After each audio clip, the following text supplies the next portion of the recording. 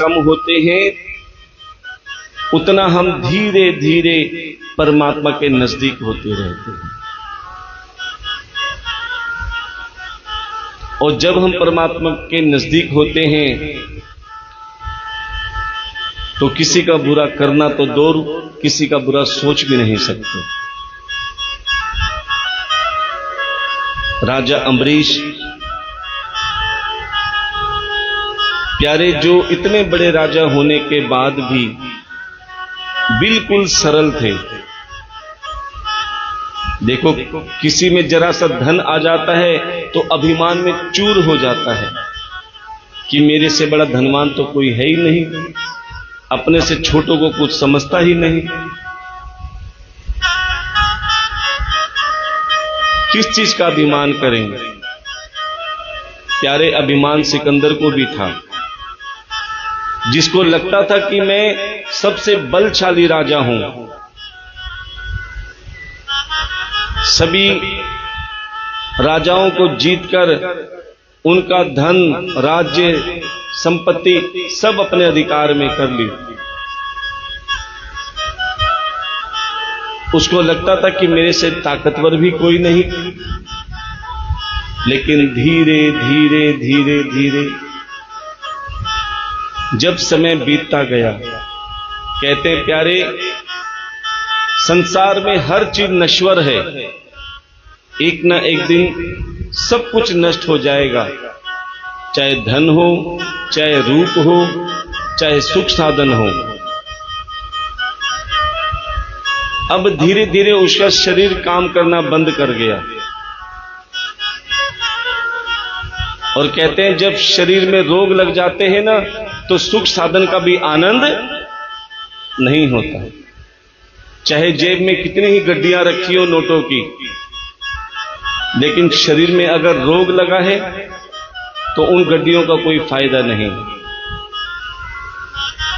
अरे, जिस समय पंखे नहीं थे उस समय हाथ के पंखे से भी आनंद आता था, लेकिन आज एयर कंडीशन चलने के बाद में भी डॉक्टर कहता है कि इसमें मत सोना, बीमार हो जाओगे।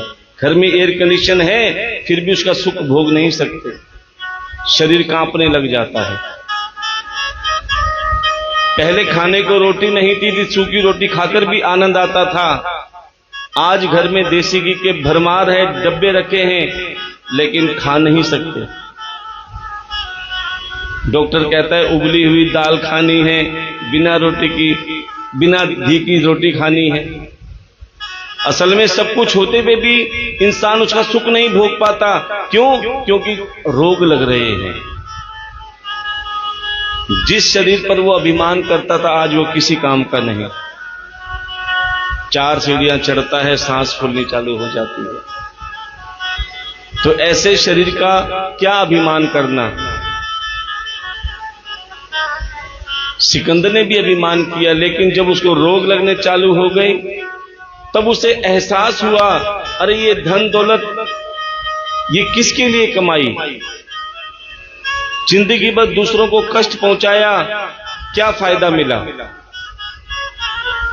कहते हैं जीवन जीने का सलीका तब समझ में आता है जब जीवन निकल जाता है। अब तो सिकंदर अपने मंत्री से कहने लगा कि लगता है अब मेरे कुछ ही दिन बाकी हैं। सोचा था स्वर्ग तक मैं अपनी सीढ़ियां ऐसी बनाऊंगा कि शरीर के साथ ही स्वर्ग जाऊंगा, लेकिन प्यारे, जो परमात्मा की इच्छा होती है ना, उसके आगे किसी की नहीं चलती।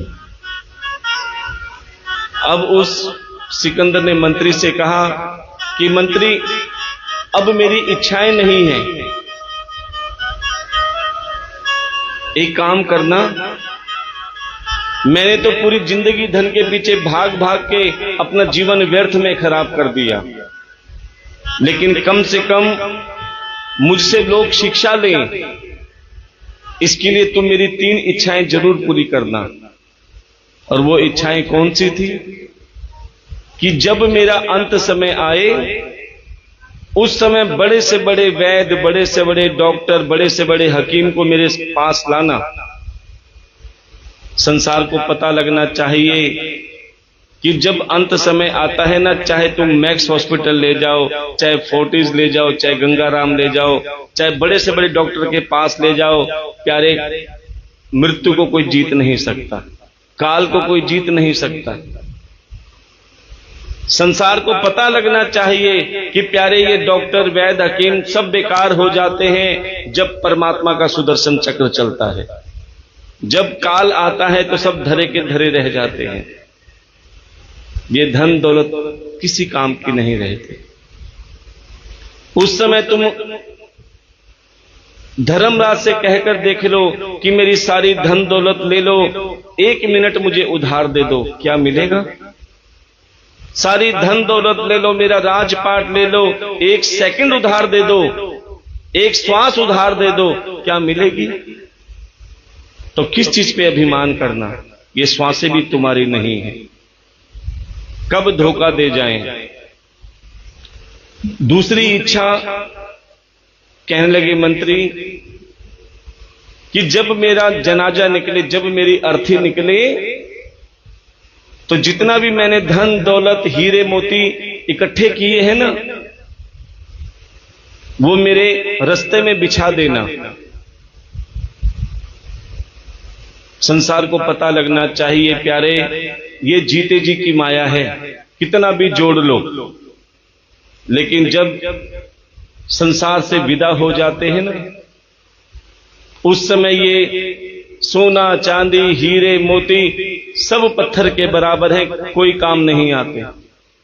कौन सा धन काम आता है? जो तुमने जीते जी सत्कर्म किया है, जो जीते जी सेवा की है, जो तुमने किसी की सहायता में अपना समय बिताया है, ये धन काम आता है। ये धन तो धरा का धरा रह जाता है। और तीसरी इच्छा और सबसे बड़ी इच्छा बताई कि जब मेरी जनाजा निकले, अर्थी निकले, तो मेरे जनाजे से दोनों हाथ बाहर निकाल देना। संसार को पता लगना चाहिए कि जिस सिकंदर ने जिंदगी भर दूसरों को कष्ट पहुंचाया, बेईमानी करी, छल से सबका राजपाट लिया, धन दौलत ली, क्या मिला? जब संसार में आया था तब भी हाथ खाली थे, और जब संसार छोड़ के गया तो भी हाथ खाली है। तो प्यारे, किस चीज पे अभिमान करना? किस लिए इंसान इतराता है जब उसका कुछ है ही नहीं?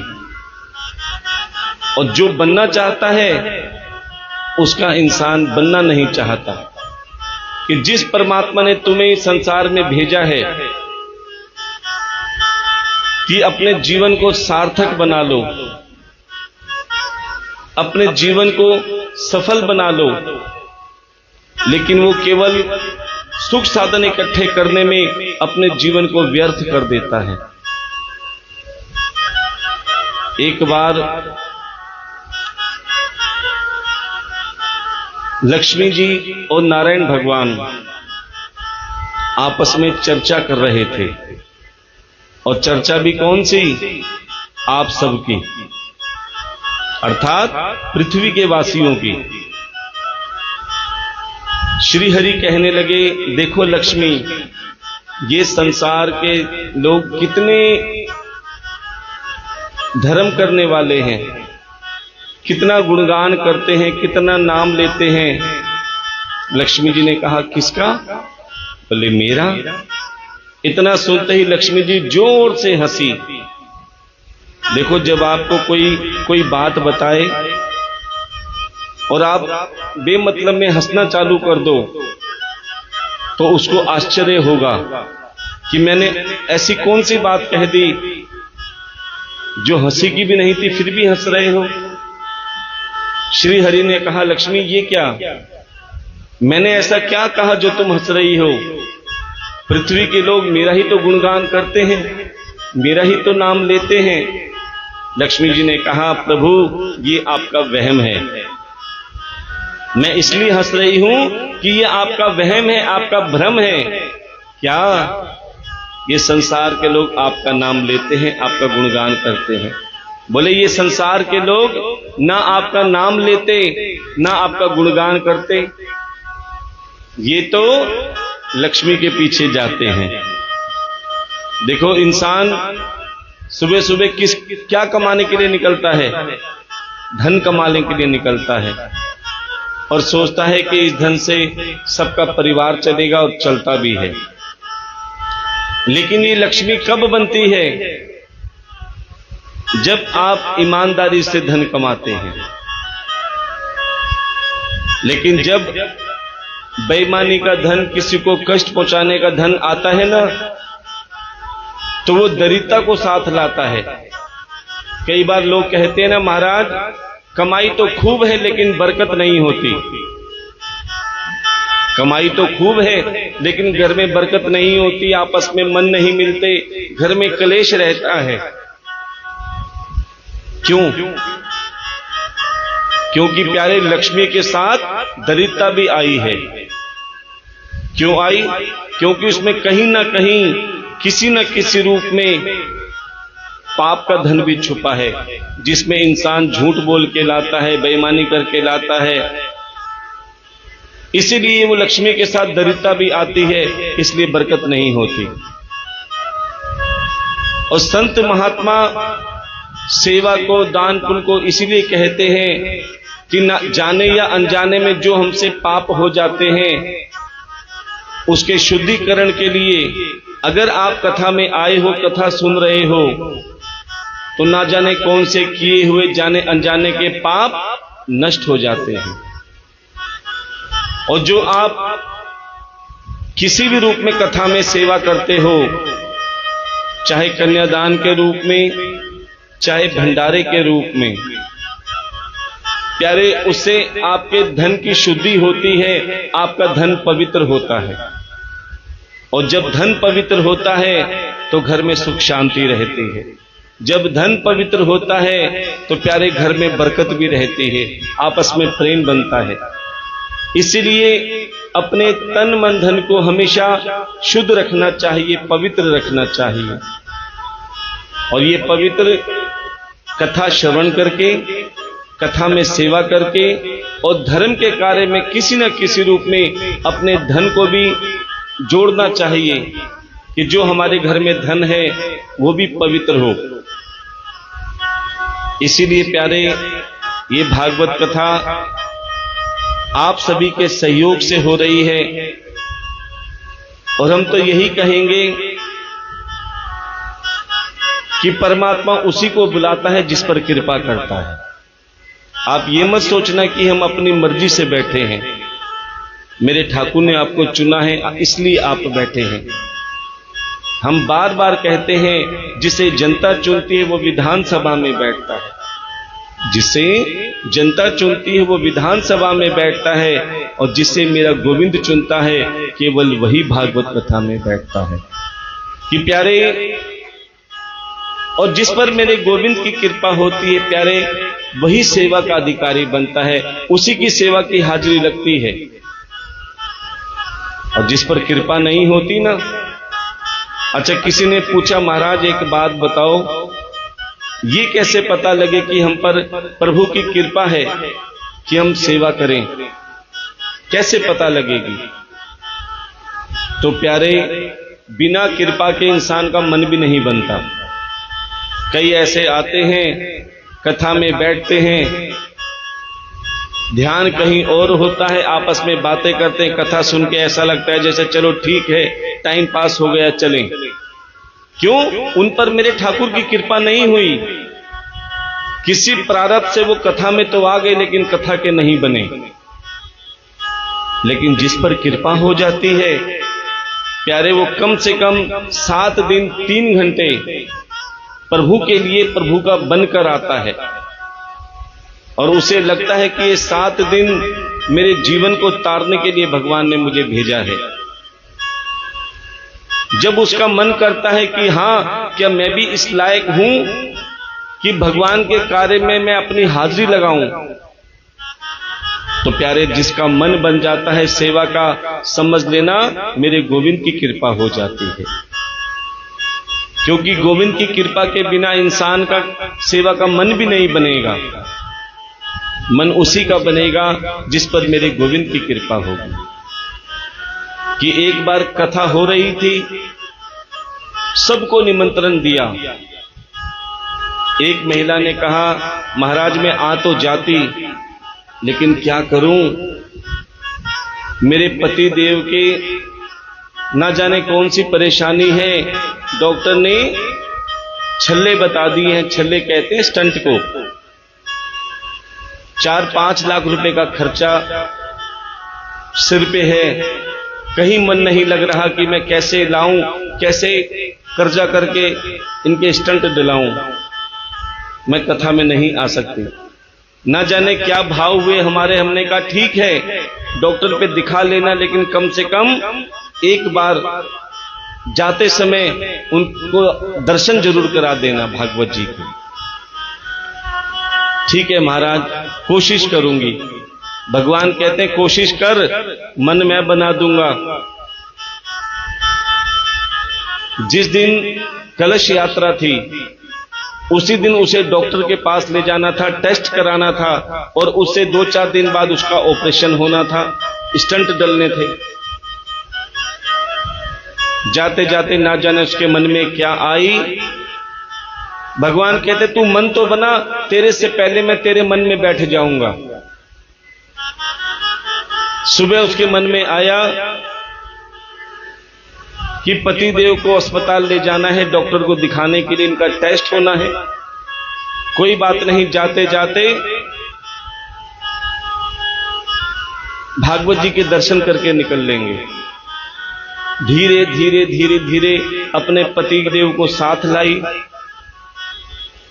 पति देव बिल्कुल धीरे धीरे आए, मत्था टेका। मत्था टेक कर ना जाने उस पति देव के मन में क्या आया कि ठाकुर जी हो सकता है ये मेरे लिए आपके अंतिम दर्शन हो, क्योंकि जरूरी नहीं कि ऑपरेशन सफल भी हो। आंखों में आंसू लिए भगवान के दर्शन की ओर। कहते हैं जब भगवान के आगे कथा में 2 आंसू गिर जाते हैं तो प्यारे तुम्हें कहने की भी जरूरत नहीं पड़ती। बिन बोले मेरा ठाकुर तुम्हारे हर दुख, ताप, संकट दूर करने में देर नहीं लगाता। केवल तुम ठाकुर का बनकर आने का मन बनाओ, ठाकुर के लिए सेवा करने का मन बनाओ, व्यवस्था मेरा ठाकुर अपने आप कर दे। अब प्यारे जैसे ही वो पति पत्नी मत्था टेक कर अस्पताल में गए, टेस्ट कराया, तो डॉक्टर भी हैरान हो गए कि पिछली बार तुम आए थे तो इतना इन्फेक्शन था कि तुम्हें स्टंट बिल्कुल डलने हैं, लेकिन आज जो रिपोर्ट आई है प्यारे उसमें बता दिया अब इनको स्टंट डलने की कोई जरूरत नहीं है।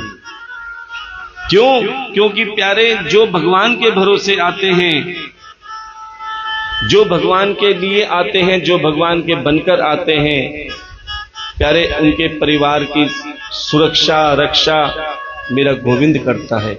लेकिन आपको अपने परिवार की नैया की पतवार मेरे ठाकुर के हाथ में सौंपनी पड़ेगी।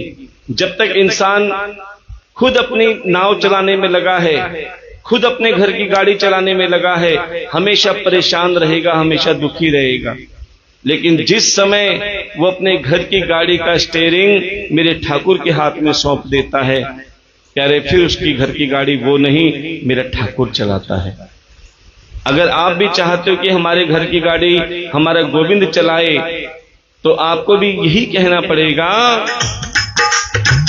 श्याम तेरे ही भरोसे मेरा परिवार है, श्याम तेरे ही भरोसे मेरा परिवार है। हाँ, श्याम तेरे ही भरोसे मेरा परिवार है, श्याम तेरे ही भरोसे मेरा परिवार है। तू ही मेरी नाम कमाझी,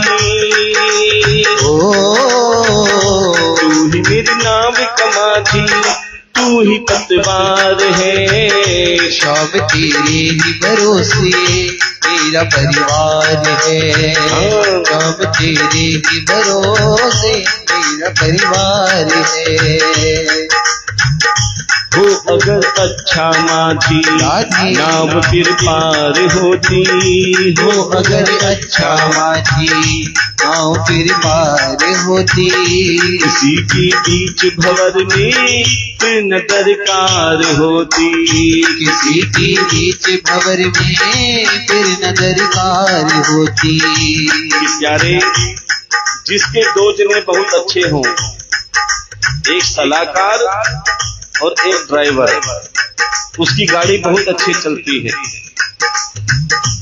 कि जब महाभारत हुई, एक तरफ पांडव थे, एक तरफ कौरव थे। कौरव में दुर्योधन और पांडव में अर्जुन। महाभारत निश्चित रूप से तैयारी चल रही थी, क्योंकि दुर्योधन अपने अभिमान में था कि मैं भाइयों को एक सुई गज भर भी जमीन नहीं दूंगा। लेकिन कन्हैया चाहते थे कि महाभारत ना हो। तो प्यारे वो शांति दूत बनके सबसे पहले दुर्योधन के पास गए। अरे दुर्योधन, क्या रखा है लड़ाई में, उनको उनका हिस्सा दे दे। लेकिन कहते हैं जो झुकता नहीं वो टूट जाता है। दुर्योधन झुकने को तैयार नहीं कि भले महाभारत हो जाए, लेकिन मैं जमीन का एक टुकड़ा भी नहीं दूंगा। अब महाभारत होनी निश्चित थी। अब कन्हैया ने कहा, चल दुर्योधन, कोई बात नहीं, महाभारत तो होगी और मुझे किसी न किसी का तो साथ देना पड़ेगा। मेरे लिए दोनों बराबर हैं, चाहे कौरव हो या पांडव। लेकिन सबसे पहले मैं तेरे पास आया हूं, कहीं तू बाद में ये कह दे कि तूने पक्षपात किया।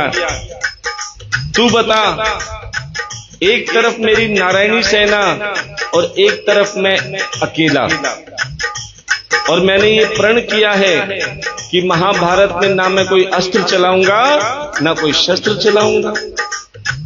अब तू बता, तुझे क्या चाहिए, कन्हैया चाहिए या कन्हैया की नारायणी सेना चाहिए? अब दुर्योधन ने अपने विवेक से काम नहीं किया। बोले, कन्हैया, ना तुम अस्त्र चला सकते ना तुम शस्त्र चला सकते, फिर किस काम के? दुर्योधन ने कन्हैया की नारायणी सेना मांग ली। उसने सोचा, जब अक्षय वाहिनी सेना है तो मेरा कोई कुछ नहीं बिगाड़ सकता। अब वही कन्हैया अर्जुन के पास गए। बोले, देख अर्जुन, मैं खाली हो गया, क्योंकि दुर्योधन ने मेरी नारायणी सेना मांग ली।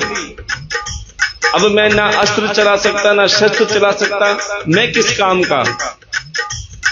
तब अर्जुन ने कहा, हे कन्हैया, मुझे पता है ना तुम अस्त्र चला सकते ना तुम शस्त्र चला सकते, लेकिन तुम एक काम कर सकते हो, मुझे राह दिखा सकते हो, मेरा सारथी बन सकते हो, तुम मेरा रथ चला सकते हो, कोई शस्त्र चलाने की जरूरत नहीं।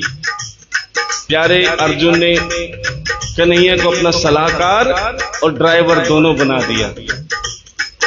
कहते हैं 1 करोड़ की गाड़ी घर में ले आओ और ड्राइवर अगर अनाड़ी मिल गया तो प्यारे वो 1 किलोमीटर भी नहीं चलेगी। 1 करोड़ की गाड़ी, लेकिन एक पुरानी गाड़ी ले आओ और ड्राइवर बहुत अच्छा हो तो वो पुरानी गाड़ी भी कई साल तक आराम से चलाएगा। इसीलिए कहते हैं कि प्यारे अच्छा सलाहकार और ड्राइवर हमेशा रखें। लेकिन आजकल लोग सलाहकार भी बदलने में लगे हैं और ड्राइवर बदलने भी लगे हैं, क्योंकि विश्वास समाप्त होता जा रहा है।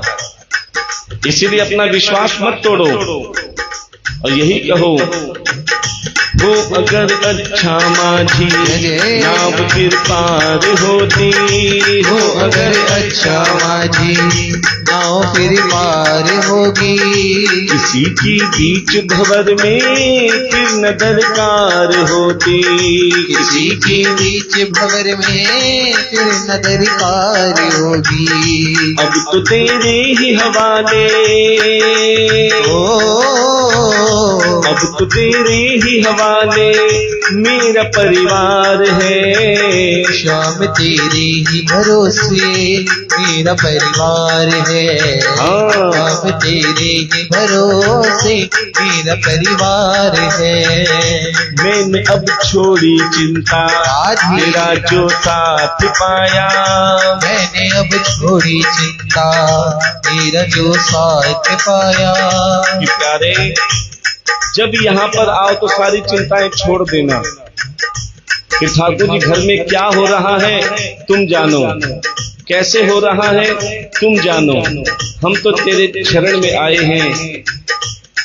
अब मेरी लाज तुम्हारे हाथ में है, मैं तो इतना चाहती हूँ। और एक बार कहकर देखो, मैंने अब छोड़ी चिंता तेरा जो साथ पाया। मैंने अब छोड़ी चिंता तेरा जो साथ पाया। तुझे जब भी पुकारा अपने ही पास पाया। तुझे जब भी पुकारा अपने ही पास पाया। मुझ पे एहसान तेरा, मुझ पे एहसान तेरा का न बेशुमार है। श्याम तेरे ही भरोसे मेरा परिवार है। श्याम तेरे ही भरोसे मेरा परिवार है। मुझको अपनों से बढ़कर जय जय। सहारा तुमने दिया है।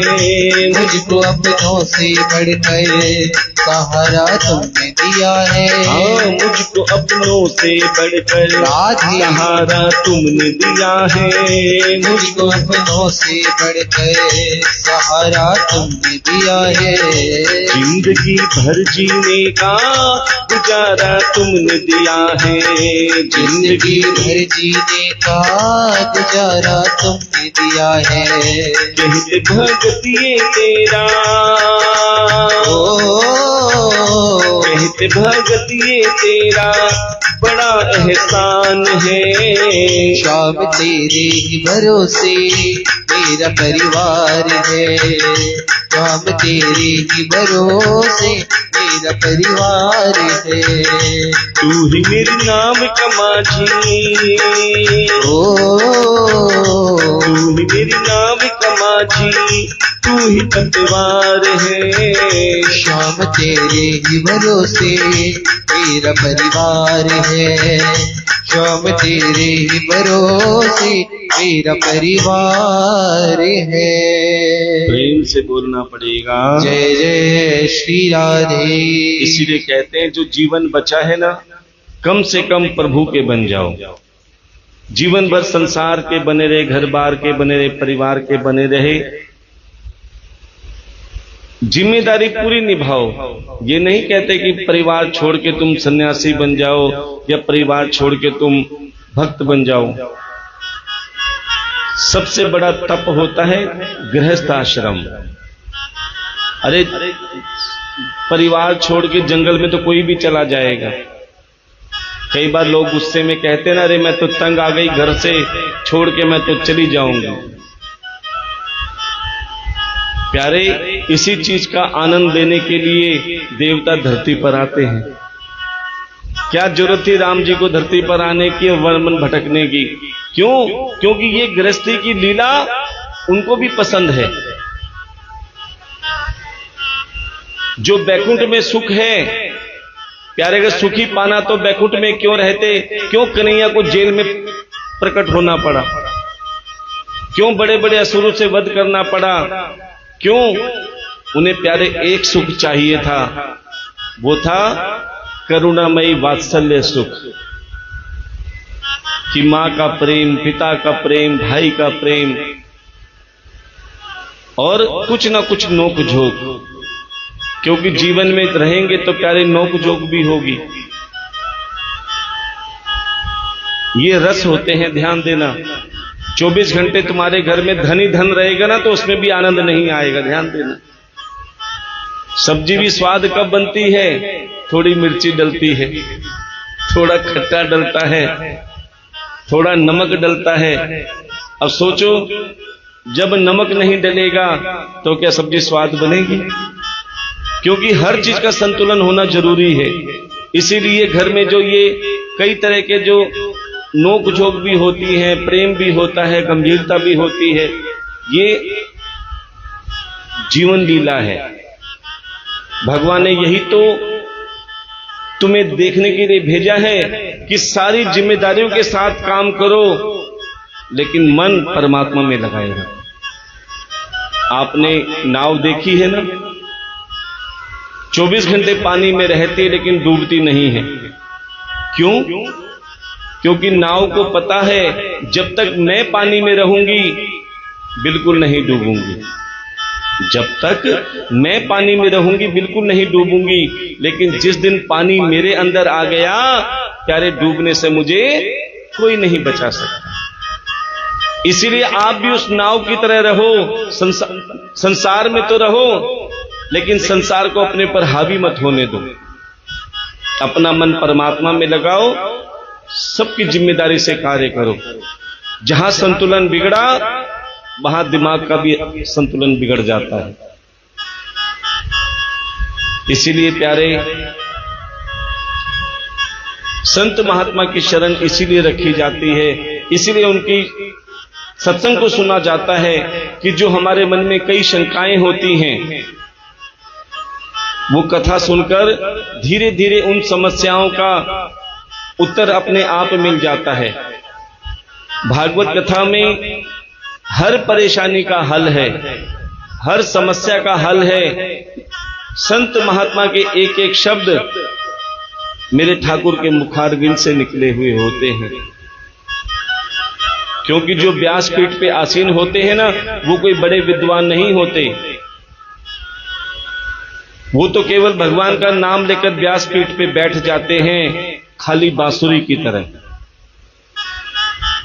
और जब खाली बांसुरी की तरह बैठते हैं तो मेरा गोविंद उसमें सत्संग रूपी फूंक भरता है, और वही सत्संग रूपी तान जो तुम्हारे कानों के छिद्रों द्वारा तुम्हारे हृदय में उतरती है, तो समझ लेना मेरे ठाकुर की कृपा बरस रही है।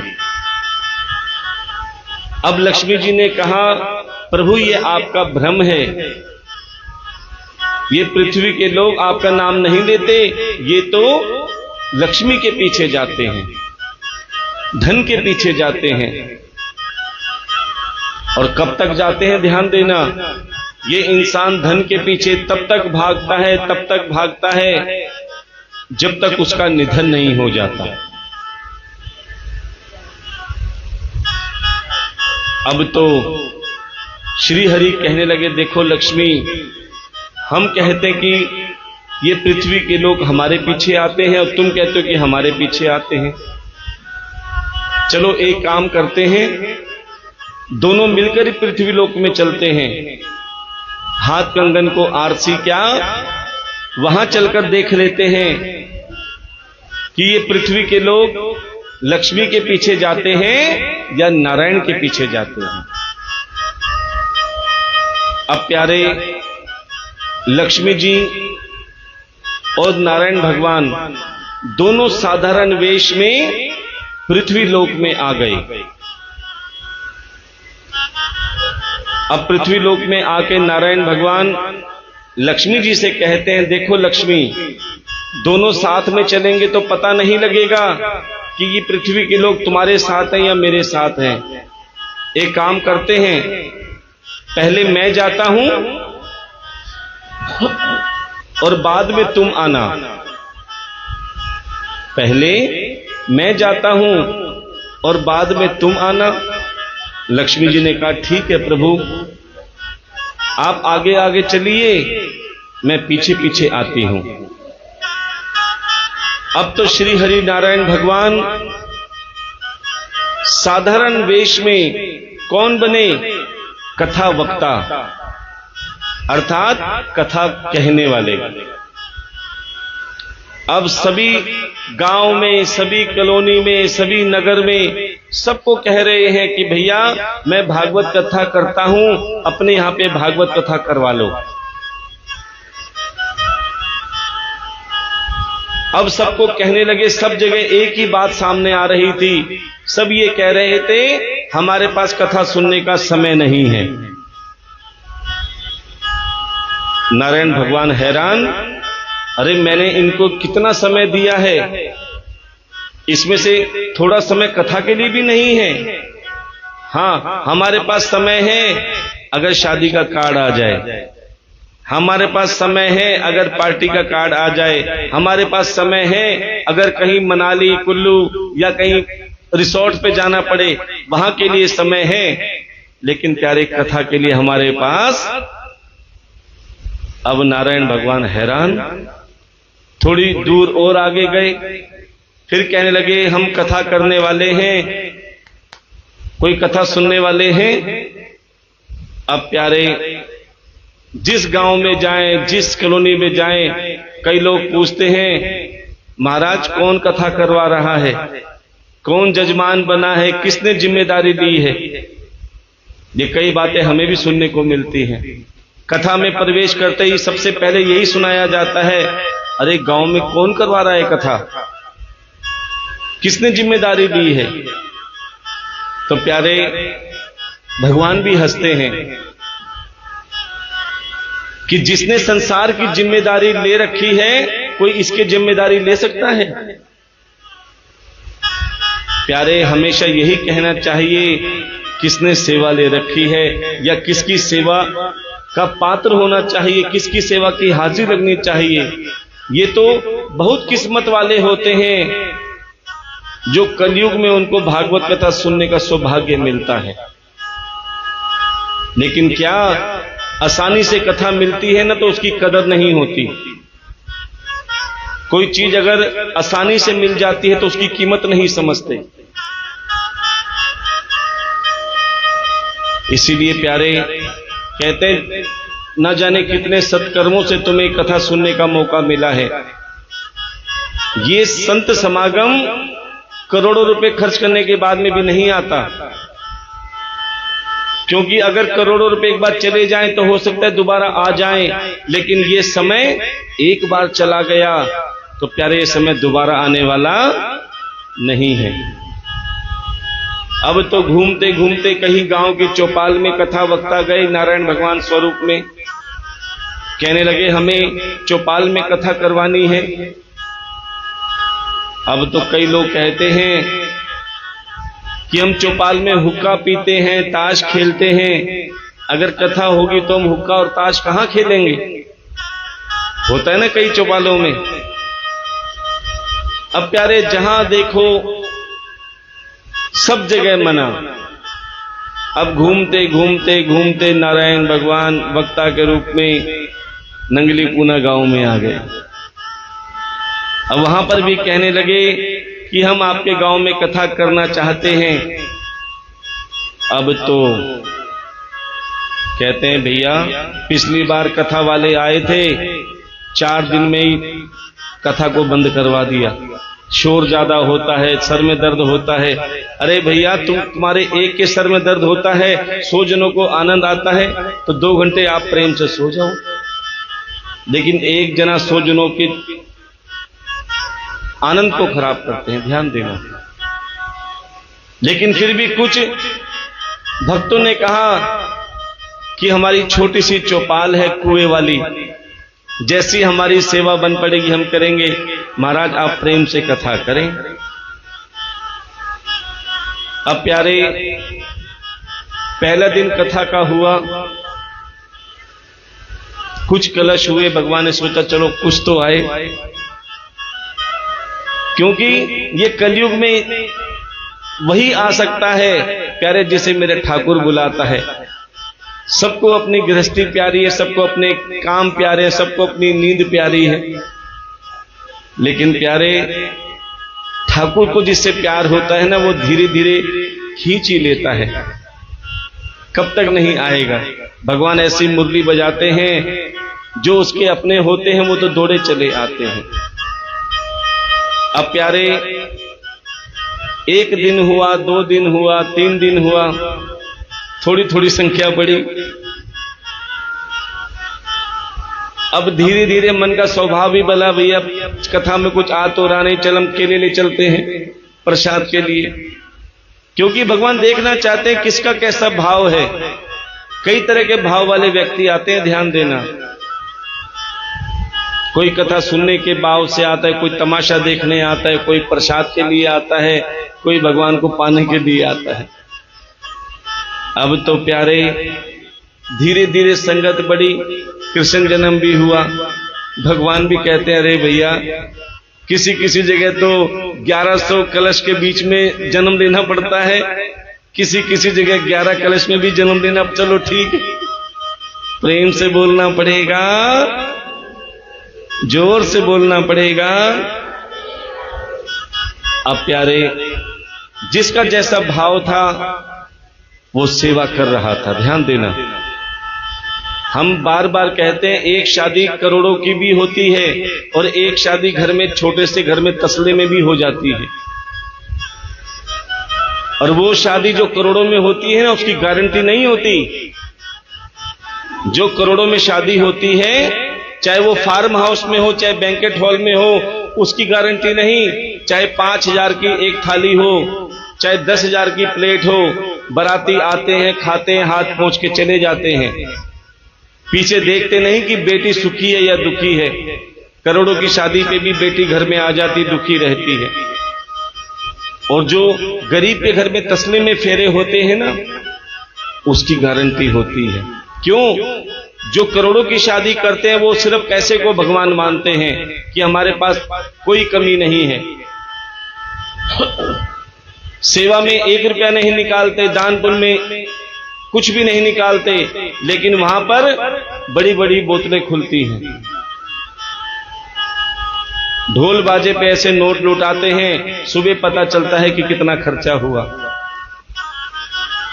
क्योंकि वो धन को भगवान मानते हैं।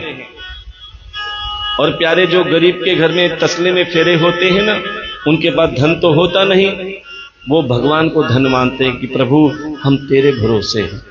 तभी कहते हैं धनी को धनवान मिल जाते हैं, गुणी को गुणवान मिल जाते हैं, बली को बलवान मिल जाते हैं, और जिसे कोई नहीं मिलता उसे भगवान मिल जाते हैं।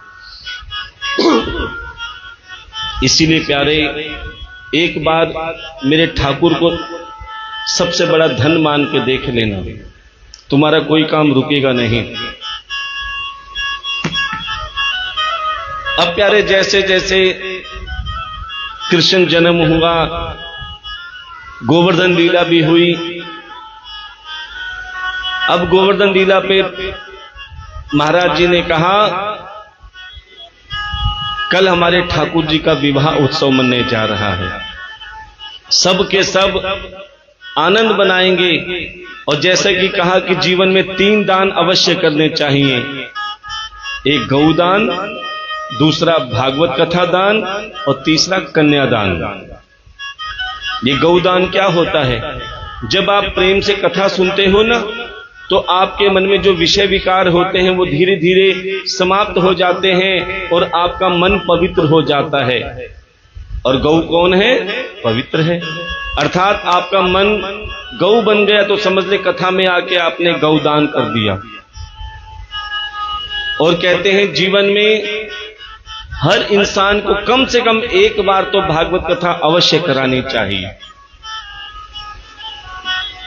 क्योंकि कई बार देखा है कि किसी के घर में जब बरकत नहीं होती, वंश की बेल आगे नहीं बढ़ती, आपस में मनमुटाव होता है, तो बड़े विद्वान यही कहते हैं, लगता है आपके घर में पितृदोष है। और प्यारे, जिसके घर में पितृदोष होता है ना, कई तरह की समस्याएं आती रहती हैं। और जब किसी विद्वान ज्योतिषी को बताते हैं तो वो अंत में एक ही साधन बताते हैं कि आप श्रीमद् भागवत कथा करवाओ। क्योंकि पूरी पीढ़ी में अगर एक जना भी भागवत कथा करवा लेता है तो प्यारे अपनी 15 पीढ़ियां को तार देता है। लेकिन कईयों के मन में भाव होता है कि भागवत कथा में लाखों का खर्चा आता है। लेकिन चिंता मत करो कि अगर आपका सामर्थ्य ना हो भागवत कथा कराने का, तो जहां भागवत कथा हो रही हो, प्रेम से कथा सुनो। और अगर ठाकुर ने तुम्हें इस लायक बनाया है तो प्यारे उस कथा में जितना तुम्हारा सामर्थ्य हो उतनी सेवा भी करो, चाहे कन्यादान के रूप में, चाहे भंडारे के रूप में, चाहे किसी भी रूप में। जब आप सेवा करोगे तो प्यारे आपको संपूर्ण भागवत कथा का और 7 दिन की कथा का फल प्राप्त हो जाएगा। इसीलिए प्यारे कथा सुनने में और सेवा करने में कभी पीछे नहीं रहना। जब ये बात व्यास जी ने सबको बताई, सब बड़े प्रसन्न हुए कि कल हमारे ठाकुर जी का विवाह उत्सव मनने जा रहा है और हमें कन्यादान करने का भी सौभाग्य मिल रहा है। प्यारे, जो आज आप कन्यादान करेंगे, चाहे वो नगद राशि के रूप में हो, चाहे वस्त्रों के रूप में हो या आभूषण के रूप में हो, ये किसी परिवार की बेटी के कन्यादान में ही जाएगा। हम कभी ये नहीं कहते कि गरीब बेटी के कन्यादान में जाएगा, क्योंकि वो गरीब नहीं है। जिसके साथ मेरा ठाकुर हो, जिसके साथ आप सबका सहयोग हो, प्यारे वो कभी गरीब बेटी नहीं हो सकती। हम यही कहते हैं कि प्यारे एक परिवार की बेटी में कन्यादान में जाएगा। और जो आप ये सेवा, जिसका सीधा प्रसारण आप कथा के माध्यम से देख रहे हैं और आपके साथ हजारों भक्त घर बैठे इस कथा का श्रवण कर रहे हैं,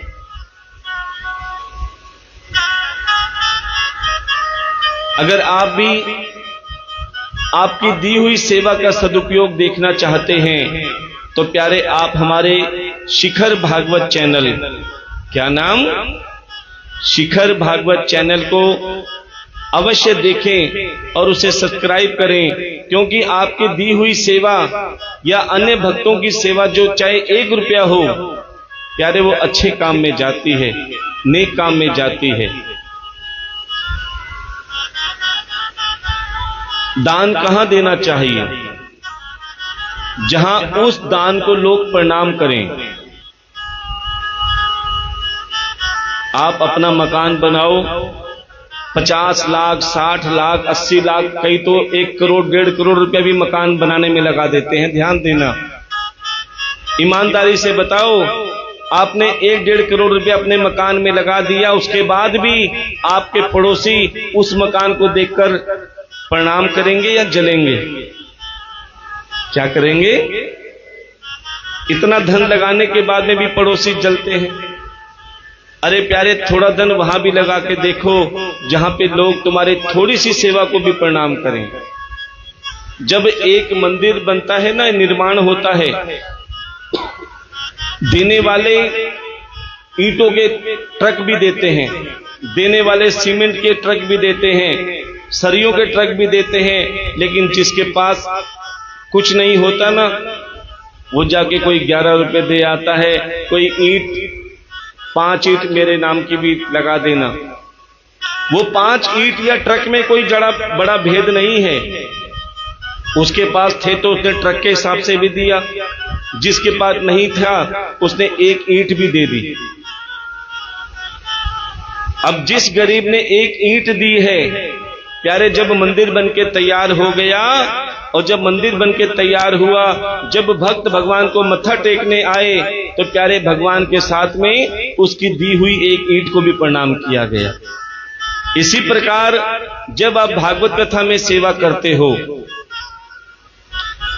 यहां तो आपने करोड़ों दिए तो भी लोग जल रहे हैं, लेकिन जब भागवत कथा में आप किसी भी रूप में सेवा करते हो, जब कोई भक्त व्यासपीठ पे प्रणाम करता है ना, तो वो व्यासपीठ के साथ साथ आपकी दी हुई सेवा को भी प्रणाम किया जाता है। तो प्यारे, सेवा भी कुछ समय वहां भी देनी चाहिए जहां पर लोग उसे प्रणाम करें और अच्छी जगह जाएं। अब व्यास जी ने सबको समझाया, दान का महत्व बताया, सेवा का महत्व बताया। अब अगले जन्म रुक्मिणी विवाह था, अगले दिन सब घरों में तैयारियां कर रही हैं।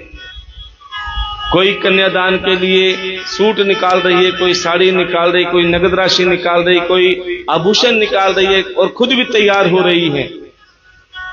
कि आज हमारे ठाकुर जी का विवाह उत्सव मनने जा रहा है। तभी प्यारे लक्ष्मी जी भी तैयार हो गई। नारायण भगवान ने कहा था ना, पहले मैं जाऊंगा बाद में तुम आना। अब लक्ष्मी जी ने सोचा कि नारायण भगवान ने तो अपना प्रभाव दिखा दिया, लेकिन मैं भी तो अपना प्रभाव दिखाऊं। अब लक्ष्मी जी नंगली पूना गांव में आ गई। क्या बन के? बूढ़ी मैया का रूप लेकर। अब जैसे बूढ़ी मैया का रूप लेकर आई, एक घर में गई जो इतना बड़ा घर था, आलीशान कोठी थी, लेकिन बाहर से दरवाजा बंद, क्योंकि जिनकी आलीशान कोठी होती है ना, वो बाहर से दरवाजा बंद रखते हैं, कोई अनजान आदमी ना घुस जाए। क्योंकि आपने देखा होगा, सुना होगा, नासिक में एक जगह है, श्रृंगीपुर है या कोई ऐसे ही नाम है सिग्नापुर। हाँ, सिग्नापुर आज भी एक ऐसा गांव है जहां पर घरों में आज भी ताले नहीं लगते, क्योंकि उन्हें पता है कि यहां पे हमारे शनि महाराज का राज चलता है, कोई कुछ नहीं कर सकता। लेकिन यहां पे आज लोगों को एक डर है कि ताला खोलेंगे, दरवाजा खोलेंगे तो कोई ना कोई लुटेरा तो आ ही जाएगा, भगवान तो पता नहीं कब आएंगे, लुटेरा पहले आ जाएगा। अब तो क्या हुआ, लक्ष्मी जी जो बूढ़ी मैया का रूप लेके आई थी, एक आलीशान घर के आगे आवाज मार रही है, अरे कोई है। अब अंदर वो महिला तैयार हो रही थी जो भागवत कथा में तैयारी कर रही थी रुक्मणी विवाह के कन्यादान की, और खुद भी सज रही थी। अब जैसे ही उस महिला ने आवाज सुनी, बोले हाँ मैया क्या काम है? बोले लाली काम तो कुछ नहीं, बस प्यास लग रही थी, एक गिलास पानी पिला दो। देखो इतनी बड़ी सेठानी इतने बड़े मकान में रह रही है, क्या कहने लगी, अरे मैया कहीं और जाके पी लो, मुझे कथा में देर हो रही है, बहुत अच्छी कथा चल रही है, देखो मैं कन्यादान भी लेके जा रही हूं, मेरे पास टाइम नहीं है, कहीं और पानी पी लो। इतनी बड़ी कोठी एक पानी के गिलास के लिए मना कर दिया। और ये सच्चाई है, ध्यान देना। कोई गरीब होता है जिसके यहां पे कोई चला जाता है ना, उसके पास कुछ भी नहीं होता तो प्रेम से मुस्कुरा के पानी का गिलास तो दे ही देता है। लेकिन प्यारे जो करोड़पति होते हैं ना, वो डर के मारे किसी को पानी भी नहीं पूछते। क्यों? उनके मन में वहम होता है कहीं लुटेरे ना हो। ये आजकल का समय चल रहा है, उनकी भी गलती नहीं है, ध्यान देना। अब प्यारे बूढ़ी मैया कहने लगी, अरे बेटा कथा में यही तो सिखाते हैं, अतिथि देवो भव। अरे कोई तुम्हारे द्वार पे कोई भी आता है ना, उसे अतिथि समझ के उनका सत्कार तो कर देना चाहिए। कहते हैं ना जाने किस रूप में आके नारायण मिल जाएंगे, ना जाने किस रूप में आके नारायण मिल जाएंगे। निर्मल मन के मंदिर में तो, निर्मल मन के मंदिर में तो श्याम का दर्शन पाएगा, ना जाने किस रूप में आके नारायण मिल जाएगा, ना जाने किस रूप में आके नारायण मिल जाएगा। अब जैसे ही उस बूढ़ी मैया ने कहा, अरे बेटा मैं तुझसे क्या मांग रही हूं, केवल एक गिलास पानी ही तो कह रही हूं। अब तो उस महिला ने सोचा, अरे कथा में तो यही बताते हैं, क्या फर्क पड़ता है, एक पानी दे दूंगी तो। अच्छा मैया रुक जाओ, मैं पानी लेके आ रही हूं। अंदर गई, स्टील के लोटे में पानी भरा और बूढ़ी मैया को, लो मैया जल्दी पियो, मुझे कथा में देर हो रही है, बहुत आनंद आ रहा है और आज तो कन्यादान करना है मैंने। अब जैसे ही बूढ़ी मैया ने वो पानी पिया स्टील के लोटे में, तभी चमत्कार हो गया कि प्यारे वो स्टील का लोटा सोने के लोटे में बदल गया। अब तो वो देखती रह गई कि मैंने पानी पिलाया है तो स्टील का लोटा सोने का लोटा में बदल गया। अब तो वो थोड़ी देर के लिए कथा को भूल गई। अरे मैया मेरे घर पे आओ और भोजन करो, क्योंकि उसे पता है जब पानी पिलाया है तो स्टील का लोटा सोने में बदल गया। अब जब भोजन कराऊंगी तो सारे बर्तन, क्योंकि इंसान स्वार्थी तो है ही। अब बूढ़ी मैया कहने लगी, ना बेटा कथा में जा, कथा में देर हो रही है ना, कह रही थी कथा में देर हो रही है, पहले कथा में जा। बोली अरे नहीं मैया, कथा तो अभी 3 दिन और चलेगी, कथा तो अभी 3 दिन और चलेगी। अब बूढ़ी मैया कहने लगी, ना बेटा तू नियम से कथा सुन रही है ना, तो कथा में जरूर जा। अब वो महिला कहने लगी, मैया एक शर्त पे जाऊंगी। बोले क्या? बोले तू मेरे घर पे बैठना, जब तक मैं ना आऊं जब तक जाना मत। बूढ़ी मैया ने कहा ठीक है। अब तो प्यारे जैसे बूढ़ी मैया को घर के अंदर बिठाया और उसने बाहर से ताला लगाया, अब कैसे जाएगी? अब जाके कथा में आके बैठ गई वो महिला। जैसी कथा में बैठी, प्यारे कथा में मन नहीं लग रहा। कथा में बैठ तो गई लेकिन मन नहीं लग रहा, क्योंकि मन कहां था? उस बुढ़िया के धोरे, उस बुढ़िया के पास में मन लगा था। और कहते हैं जब पेट में कोई बात पनप जाती है ना, तो जब तक अपनी पक्की भाण को ना बताएं, जब तक आहा। अब पक्की सहेली से कहती है, अरे बहन तू क्या कथा सुन रही है? देख कथा तो मैं सुनाती हूं कि मेरे घर में सुबह एक बूढ़ी मैया आई थी, मैंने स्टील के लोटे में जल पिलाया, वो पूरा सोने का लोटा हो गया। अब तो कहती फिर क्या हुआ? बोले मैं उसे अपने घर में बिठा के आई हूं और जाके ना उसे मैं पेट भर भोजन कराऊंगी, मेरे सारे बर्तन सोने के हो जाएंगे। देख तू मेरी पक्की बहन है ना, किसी से मत कहिए। अब वो ये भूल गई कि पक्की सहेली ये है तो इसकी भी कोई पक्की सहेली होगी। अरे भान तेरते कह रही हूं तू किसी से मत कहिए। उसने कहा तेरते कह रही हूं तू किसी से मत कहिए। करते करते पूरे पंडाल में बात फैल गई। अब तो जैसे ही फैली, धीरे धीरे सब उठ के कथा से जाने लगे। धीरे धीरे सब कथा से उठ के जाने लगे। किसके पास? बूढ़ी मैया के पास। अब तो प्यारे व्यास जी देखते रह गए, कितनी मुश्किल से तो बेचारे इकट्ठे हुए थे। अब ये सारे जाने लगे। अब प्यारे जिसने जैसी जैसी सेवा करी थी, जिसने जैसी जैसी भाव से सेवा करी, लक्ष्मी जी ने सबके भंडार भरे, क्योंकि कथा तो श्रवण की थी। और जैसा भी भाव था, किसी का मन बना कि मैं सेवा करूंगी, लक्ष्मी जी ने उसकी भी सुनी, क्योंकि उसने मन तो बनाया सेवा करने का। और जिसका मन बन गया, लक्ष्मी जी उस पर भी कृपा करती हैं।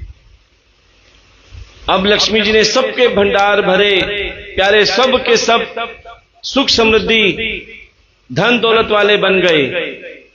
अब बूढ़ी मैया ने कहा अब चलो सब कथा में। अब आगे आगे लक्ष्मी जी और पीछे पीछे पूरा नंगली गांव। आगे आगे लक्ष्मी जी और पीछे पूरा नंगली गांव। जैसे कथा पंडाल में गए, क्या देखा? व्यास जी तो अकेले बैठे हैं, क्योंकि सारे तो लक्ष्मी जी के पीछे थे। अब लक्ष्मी जी कहने लगी, देखो महाराज, अब बताओ ये संसार किसके पीछे है? तुम कहते थे ना ये नारायण का नाम लेता है, अब देखो ये किसके पीछे है। तब श्री हरि नारायण भगवान रूपी कथा वक्ता ने कहा, देखो लक्ष्मी, माना कि अब लक्ष्मी ये सब तुम्हारे साथ हैं, लेकिन पहले ये बताओ इन सब ने किसकी कथा सुनी? इन सब ने नारायण की कथा सुनी, इन सब ने भागवत कथा सुनी। और जिसने भागवत कथा सुनी, जिसने श्री हरि की कथा सुनी, प्यारे लक्ष्मी को उसके घर पे जाना पड़ा और उसके भंडार भरने पड़े। और प्यारे ये ध्यान देना, जो प्रेम से कथा सुनता है, एकाग्र मन से कथा सुनता है, जो सामर्थ्य अनुसार भागवत कथा में सेवा करता है, उसके घर पे लक्ष्मी जरूर जाती हैं, उसके भंडार अवश्य भरती हैं। और प्यारे कि जब तुम कथा में आते हो तो प्यारे कुछ समय के लिए तुम्हारा मन संसार से हटकर परमात्मा के चरणों में लग जाता है। उस समय इंसान यही कहता है कि प्यारे मैं तेरी शरण में आया हूं और तूने मेरा मन बदल दिया, एक मन मंदिर रूप में हो गया। तो यही कहता है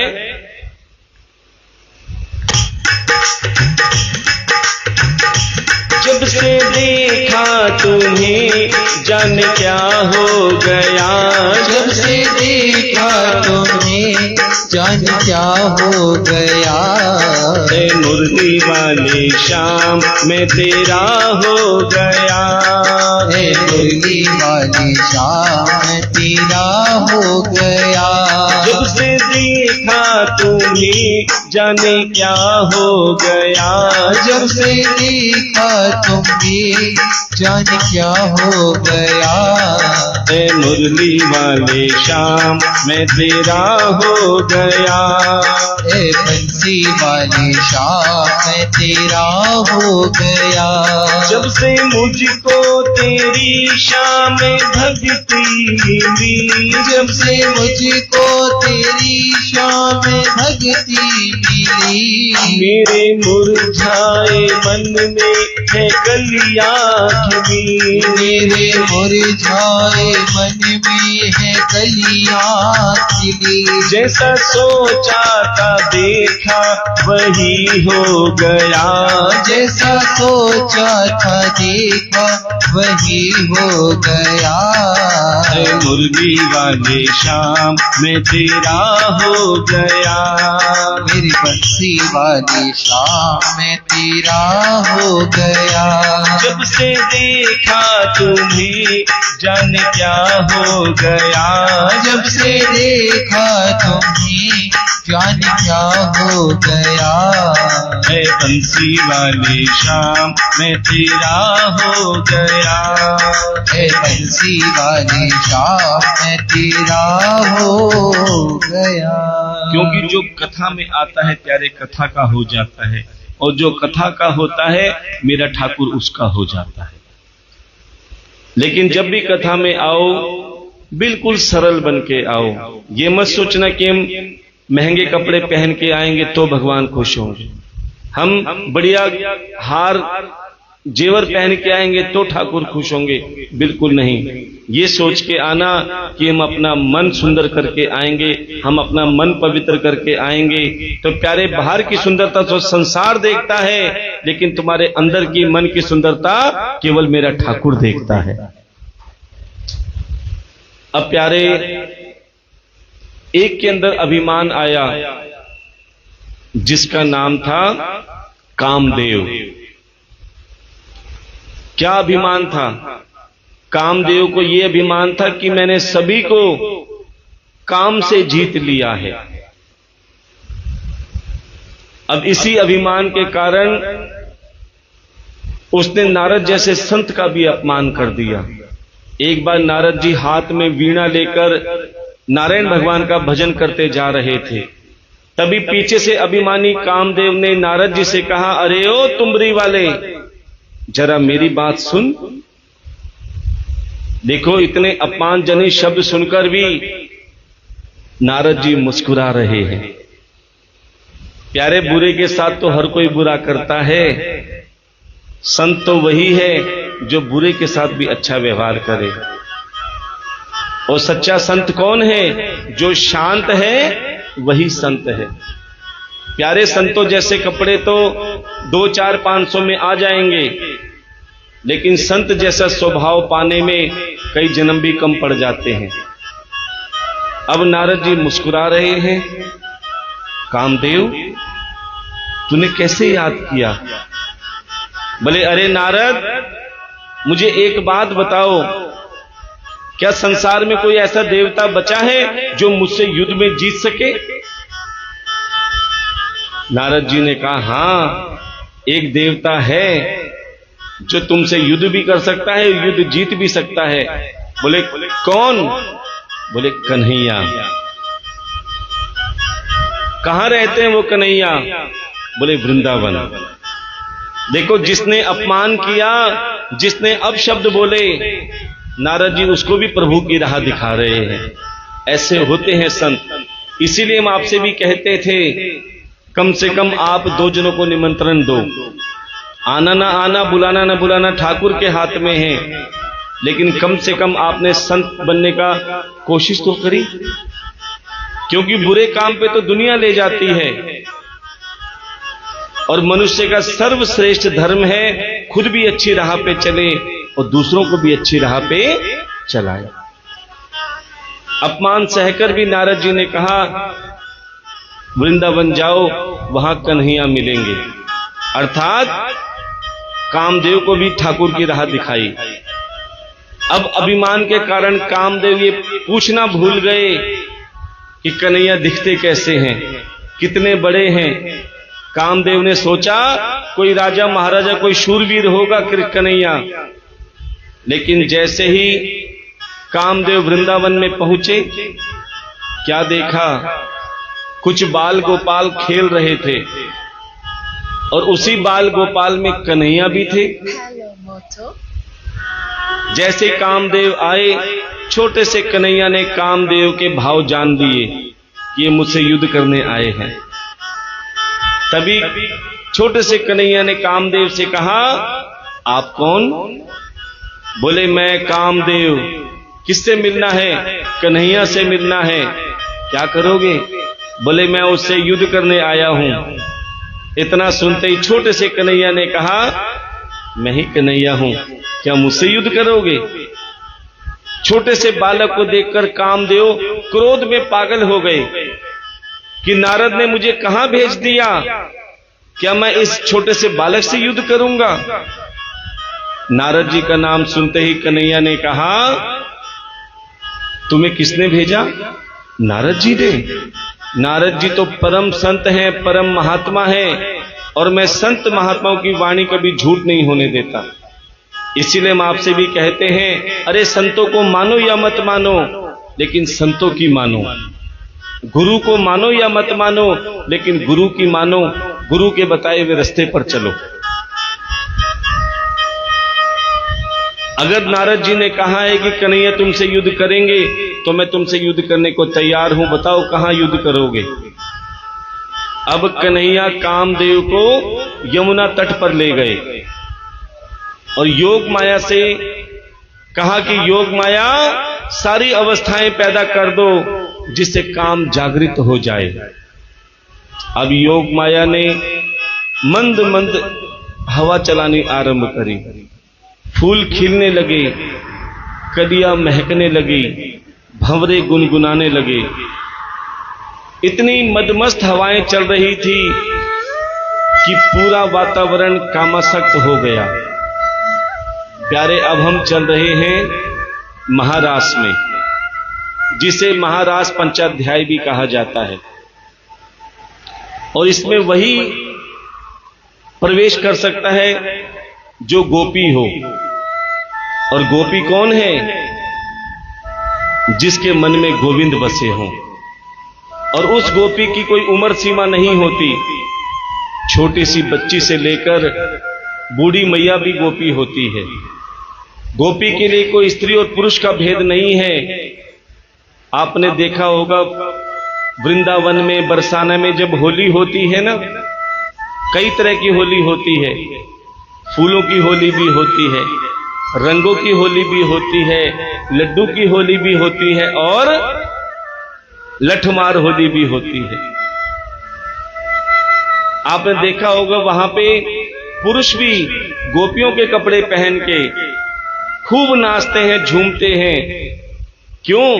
क्योंकि उस समय वो पुरुष नहीं, वो भी अपने आप को गोपी का भाव समझ के नाचते हैं। अब प्यारे, हम महारास में प्रवेश करने जा रहे हैं, उससे पहले आप सभी महारास का अर्थ समझ लो। असल में महारास है क्या? कि प्यारे, कई लोग कहते हैं कि महारास में कन्हैया ने गोपियों के साथ ऐसा किया होगा, वैसा किया होगा, लेकिन प्यारे उन्हें महारास के बारे में ही नहीं पता। जब कन्हैया ने महारास किया, उनकी उम्र केवल 7 वर्ष की थी और छोटे से कन्हैया ने गोपियों के अंदर काम भाव बिल्कुल निकाल दिए थे। फिर भी लोग महारास को ना जाने कितने गलत नजर से देखते हैं, ध्यान देना, क्योंकि उनको महारास का मतलब ही नहीं पता। असल में महारास क्या है? महारास एक प्रेम गाथा है, अर्थात प्रेम की कथा है। लेकिन तुम क्या जानो प्रेम क्या होता है? आजकल लोग स्वार्थ को प्रेम समझते हैं, मतलब को प्रेम समझते हैं। जिससे स्वार्थ होगा, जिससे मतलब होगा, उससे तो प्रेम से बात करेंगे। जो अपना स्टेटस का होगा उससे तो बात करेंगे, लेकिन जिससे मतलब नहीं, स्वार्थ नहीं, तो तू कौन और मैं कौन? प्यारे,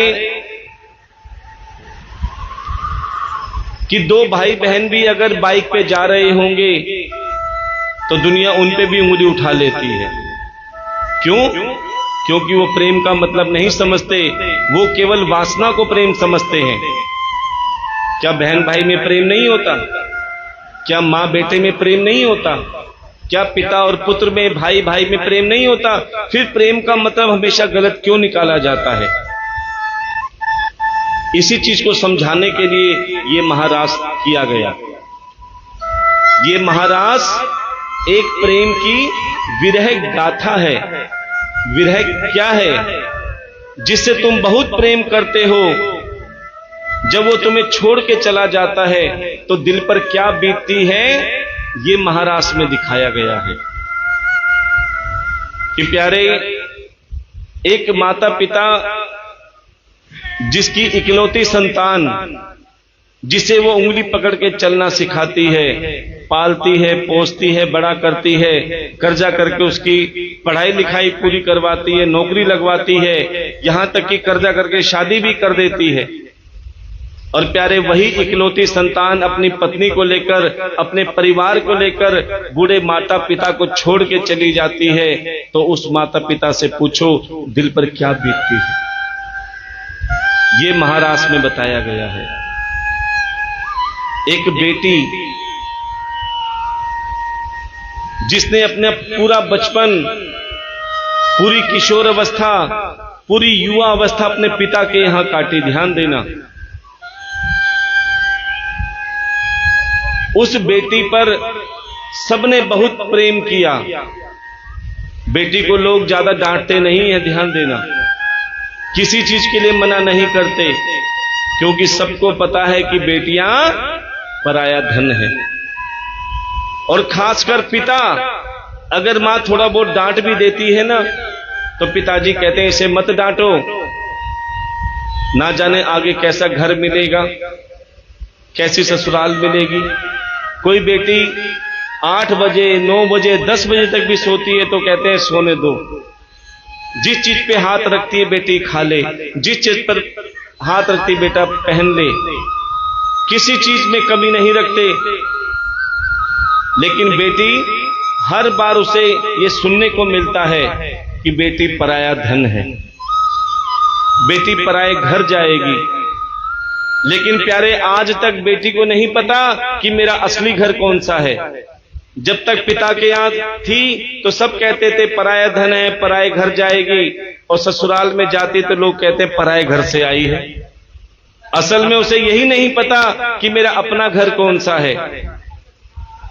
अब प्यारे, एक समय आता है, चाहे कितना भी गरीब पिता हो, यही कहता है कि मेरे पास तो बस बेटी है देने के लिए, लेकिन फिर भी अपने सामर्थ्य से ज्यादा अपनी बेटी के लिए खूब व्यवस्था बनाता है,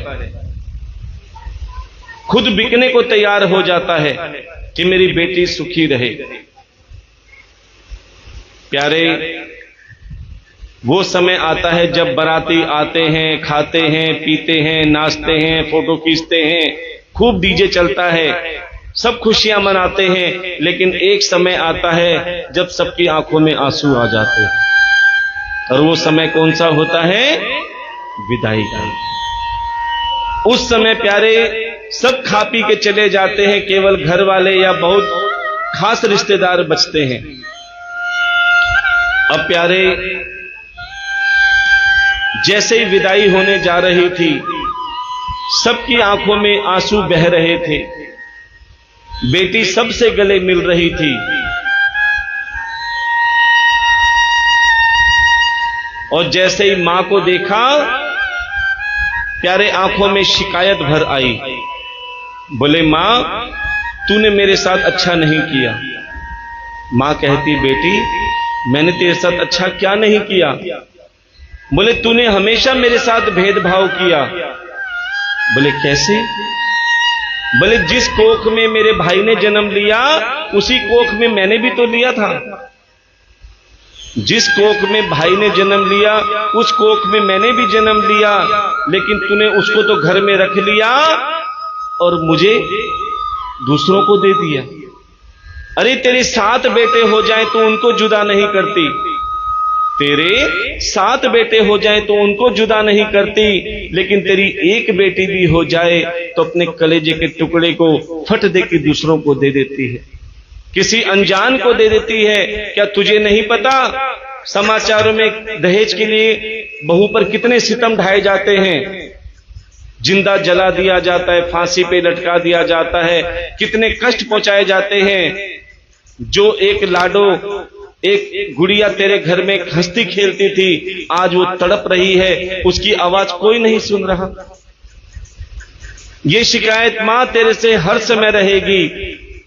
और प्यारे, वो बेटी अपनी मां से क्या शिकायत करती है? मुझे मां से गिला मिला यही सिला, मुझे मां से गिला मिला यही सिला, मुझे मां से गिला मिला यही सिला, मुझे मां से गिला मिला यही सिला। बेटियां क्यों पराई है, बेटियां क्यों पराई है, मेरी माँ बेटियां क्यों पराई है। मुझे मां से गिला मिला यही सिला, मुझे माँ से गिला मिला यही सिला। और बेटी कहती कि मां, जिस आंगन में मैं पढ़ी लिखी बड़ी हुई, अब तक तो सब कुछ मेरा था, लेकिन जैसे शादी के बाद मैं जाती हूँ और पग फेरे के लिए आती हूँ, सब कुछ अपना होते हुए भी क्यों पराया लगने लग जाता है। सब कहते हैं, बेटी कितने दिन के लिए आई है, कब जाएगी? क्या मेरा इतना भी अधिकार नहीं? क्या कहती बेटी? खेली कूदी मैं जिस आंगन में, अब तो वो भी पराया सा लागे, अब तो वो भी पराया सा लागे। ऐसा दस्तूर क्यों है माँ, जोर किसका चला इसके आगे, जोर किसका चला इसके आगे। एक को घर दिया, एक को वर दिया, एक को घर दिया, एक को वर दिया।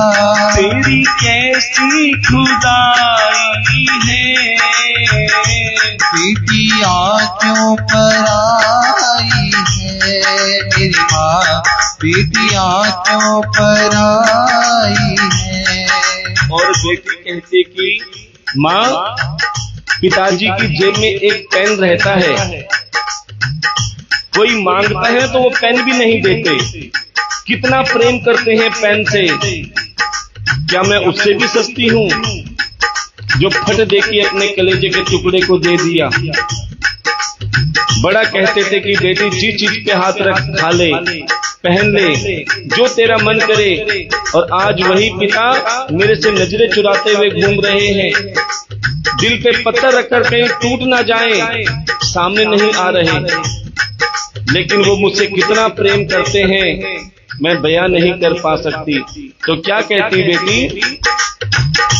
मांगा मैंने जो भी बाबुल से, दिया हंस के मुझे बाबुल ने, दिया हंस के मुझे बाबुल ने। प्यार इतना किया है मुझको, क्या बयां मैं करूं अपने मुख से, क्या बयां मैं करूं अपने मुख से। कि प्यारे, जब पिताजी घर में आते थे तो बेटा जागा हुआ भी सो जाता था, कहीं पानी ना पिलाना पड़ जाए, और बेटी सोई हुई भी पिता के पैरों की आहट से जाग जाती है। हाथ में गिलास लेके पिताजी पानी पी लो, पिताजी भोजन बना दूं। अरे दूर जब पिता जाते हैं तो पत्नी सोचती है कितने पैसे लाएंगे, भाई सोचता है कि मेरे लिए क्या तोहफे लाएंगे, लेकिन एक बेटी ही ऐसी है जो ना कोई पैसा चाहती ना कोई तोहफा चाहती, वो यही कहती है, सात समुंदर पार से गुड़ियों के बाजार से, सात समुंदर पार से गुड़ियों के बाजार से, सात समुंदर पार से गुड़ियों के बाजार से, सात समुंदर पार से गुड़ियों के बाजार से। अच्छी सी गुड़िया लाना, अच्छी बोलो सी ना। गुड़िया लाना, गुड़िया चाहे ना लाना, गुड़िया चाहे ना लाना। मेरे पापा जल्दी आ जाना, मेरे पापा जल्दी आ जाना, मेरे पापा जल्दी आ जाना। मेरे पापा जल्दी आ जाना। और पापा कहते थे कि अरे लाडो, तू मेरे घर आंगन की गुड़िया है, कि तेरे ऊपर कोई संकट ना आए, इसलिए मुझे सख्त होना पड़ता है, तुझे बार बार रोकना टोकना पड़ता है, क्योंकि तू हमारे घर का हीरा है, तू हमारे घर का सोना है, इसलिए तेरे को बचा के रखना पड़ता है। आज वही गुड़िया जब विदा हो रही है, सबसे अलग अलग मिलती है, और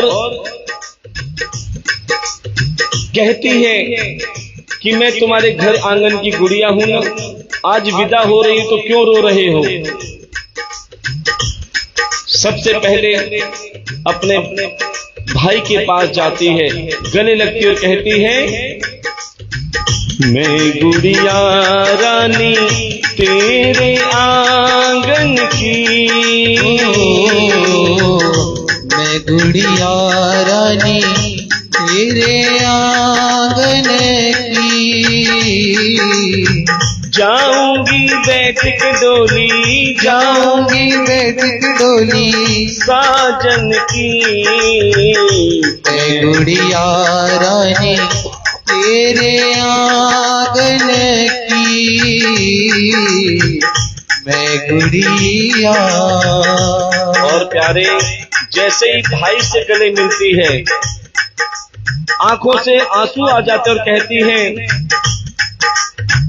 मैं तेरी द्रौपदी तू मेरा कन्हैया, मैं तेरी द्रौपदी तू मेरा कन्हैया, मैं तेरी द्रौपदी तू मेरा कन्हैया, मैं तेरी द्रौपदी तू मेरा कन्हैया। कहना को भूल मत जाना मेरे भैया, मैं तेरी द्रौपदी तू मेरा कन्हैया, बहना को भूल मत जाना मेरे भैया, याद न भुलाना रक्षा बंधन की, याद न भुलाना रक्षा बंधन की। मैं गुड़िया रानी तेरे आंगन की,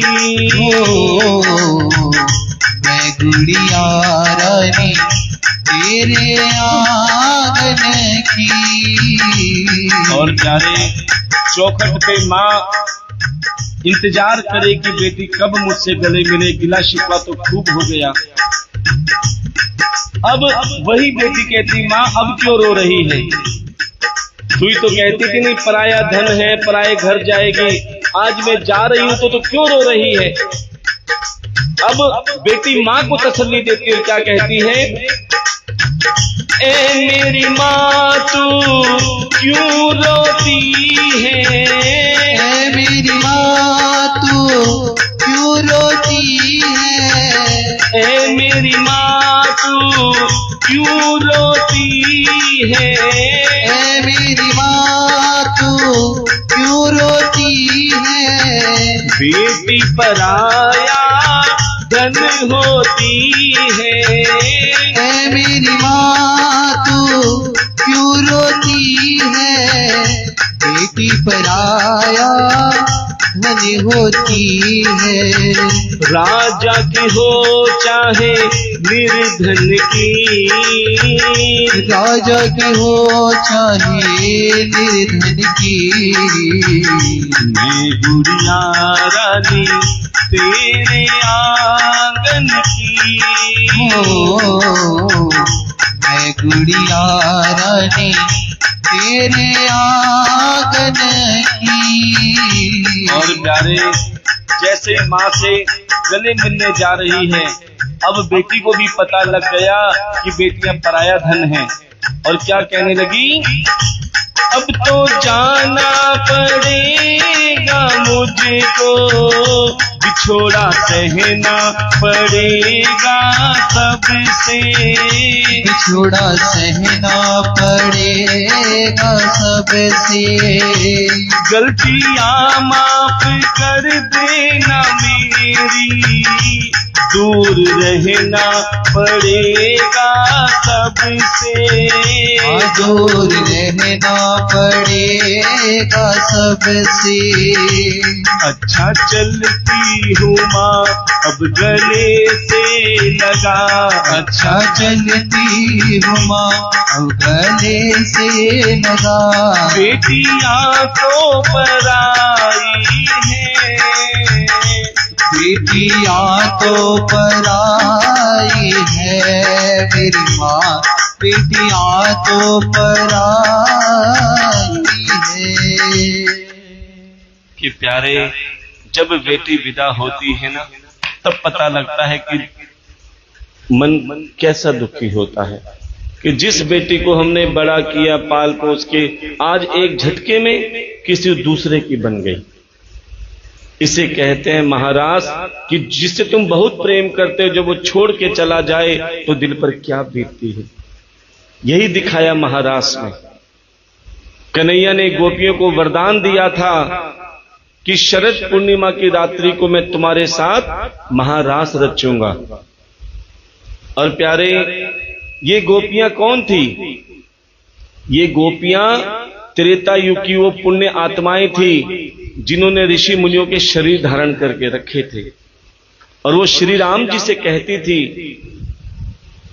कि हे प्रभु, हम आपको स्पर्श करना चाहते हैं, हे प्रभु हम आपको आलिंगन करना चाहते हैं, आपके साथ रास रचाना चाहते हैं।